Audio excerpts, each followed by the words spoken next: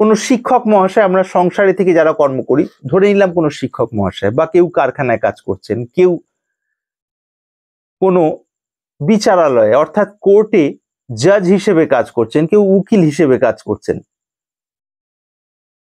কেউ ঘরে রান্না করছেন, কেউ হোটেলে রান্না করছেন, কেউ ছোট ব্যবসায়ী, কেউ মধ্যম, কেউ বা বড়।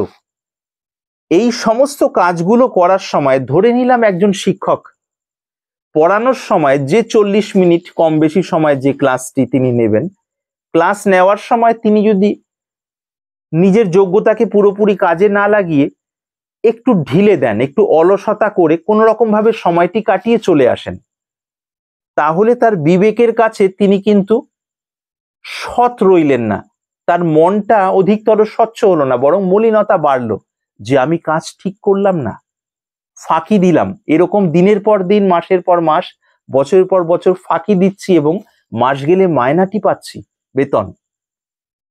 তাহলে তার মন ক্রমশ অশুদ্ধ হচ্ছে। আরেক দিক থেকে শিক্ষক যদি যথার্থই হন, তিনি যখন ওই 40 মিনিট সময় পাবেন, পুরো মনে প্রাণে তিনি কাজের মধ্যে ডুবে যাবেন, অর্থাৎ শিক্ষা দেওয়ার যে বিষয়টিতে তার মধ্যে তিনি ডুবে যাবেন।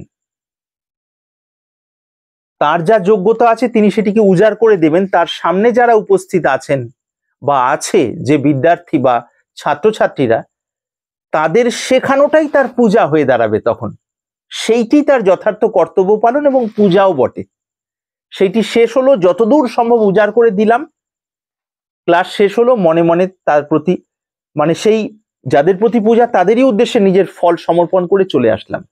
তার ফল কি লাভ হলো? একটা শুদ্ধ মন, মনের মধ্যে যে লেয়ার বা আবরণ পড়েছিল ময়লার, সেটা সেইভাবে কাজ করার কারণে বেশ খানিকটা পরিষ্কৃত হলো, পরিষ্কার হলো। এইভাবে ক্রমশ সমস্ত ক্ষেত্রে করতে করতে মনের মল বা চিত্তমল দূরীভূত হয়। চিত্তমল দূরীভূত হলে মনের চঞ্চলতা কম হয়, প্রমাদও কম হয়, তখন মন স্থির হয়।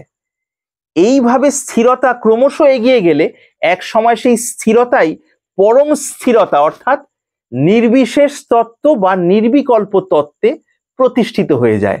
তখন সামান্য সংকেত মাত্রেই তার মধ্যে জ্ঞান হয়, অর্থাৎ ভ্রান্তি বা অজ্ঞানটি কেটে যায়।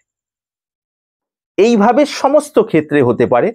যদি গুরু যথার্থ সিদ্ধ হন এবং তিনি কর্মযোগের রহস্য জানেন, সেই মতো কাউকে প্রবৃত্ত করেন সেই সাধনে, গুরুর বাক্যে নিষ্ঠা রেখে চললে ক্রমশ চিত্তমল দূরীভূত হয়ে এক সময় সেই পড়ার শান্তিটি লাভ হয়।